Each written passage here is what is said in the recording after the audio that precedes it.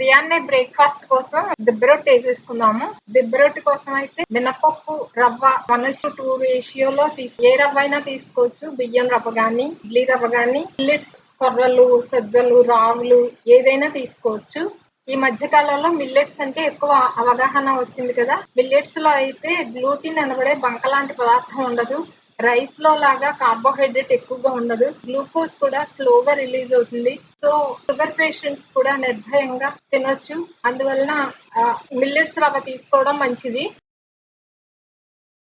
చాలా మంచి ఆహారం. ఉదయాన్నే బ్రేక్ఫాస్ట్ దెబ్బ రొట్టె కనుక తీసుకుంటే హెల్దీగా నిండుగా కడుపు నిండుగా ఉన్నట్టు ఉంటుంది, హాయిగా ఉంటుంది. మన పెద్దవాళ్ళు చెప్పేవారు దండిగా ఉంటదని, అంటే మధ్యలో ఇంకా ఏ ఆకలి కానీ అలాంటి లేకుండా చక్కగా మంచి శక్తిని ఇస్తుంది.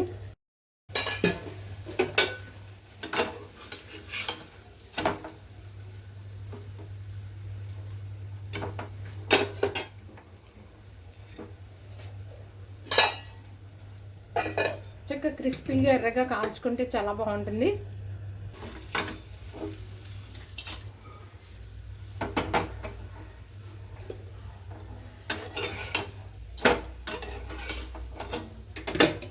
హెల్దీగా టేస్టీగా ఎంతో రుచికరంగా దెబ్బ రొట్టి రెడీ అయింది.